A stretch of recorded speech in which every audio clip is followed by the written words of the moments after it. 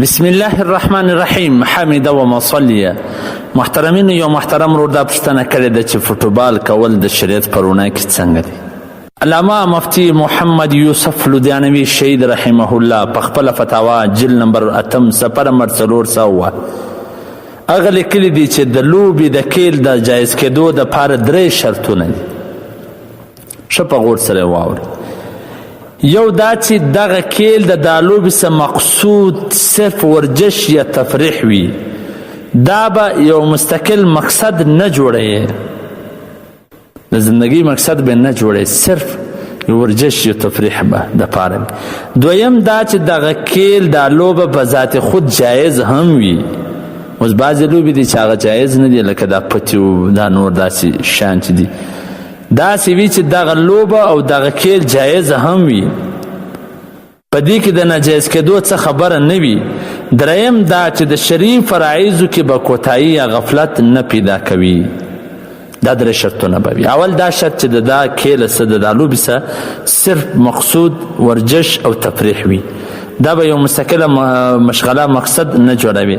دویم دا چې به ذات خود به دغه کیل دا لوبه جایز هم وي، په دې کې د ناجایز کېدو څه خبره به نه وي. او دریم دا چې د شرعي فرایضو کې به کوتاهي او غفلت نه پیدا کوي. دغه معیار چې وای و مخ ته کښېږدو، نو اکثر او بیشتره دغه لوبې ناجایز او غلط په نظر راځي. وای زموږ د لوبې شوقین نوجوانانو ځوانانو دغه لوبه یو داسې مشغله جوړه کړې ده، یو داسې محبوبه مشغله چې د دې په مقابله کې نه د دیني فرایضو خیال ورته سته، نه د تعلیم طرف ته توجه کوي، نه د کور کار ته، نه د ضروري کارو احساس ورته وي. تعجب خدا دی چې ګلیو روډونو کوڅې هم د لوبې میدانونه جوړ کړي وي چې هغه ته تېرولو والا ته تکلیف یې په دا لاره باندې تېرېږي، موټرانو ته و دا خلکو ته. دغسې ذوق په دا زړونو کې پیدا کړی دي چې گویا دا زموږ ځوانان لکه صرف د دغه لوبې دپاره چې پیدا سوي دي، د دې د زندګۍ مقصد سوا د دغه لوبې بل څه سته نه، دغسې جوړ سوي دي نن سبا ځوانان. نو دغه رنګه لوبې ته خو هېڅوک هم جایز نه وایي، هېڅوک د دنیا د سر یو عالم جایز نه ورته وایي. نو نن چې موږ ورته وګورو، د خپلو ارد ګرد د صحراو ته وګورو چې دغه کرکټ و دا فټبال و دا شیان پر شروع وي، د ماخستن د ماښام د مسجد څخه چې راووځې دی لا پر لګیا وي، اپټې مې لا نه ایستوي. نو دا ته هم څوک جایز وایي؟ او پرزونه سطرونه ښکاره وي، و دې ته هم څوک نه جایز وایي.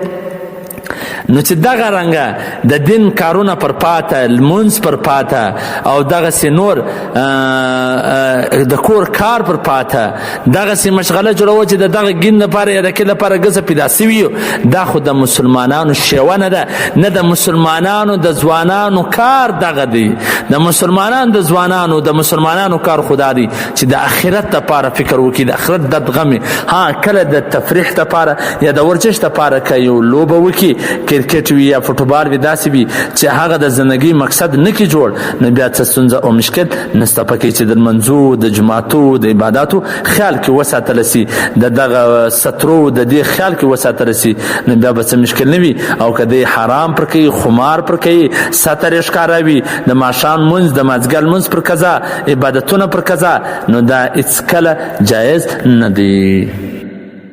ستاسو د دیني پوښتنو ځوابونکی مولوي عبدالرحمن سمین صاحب.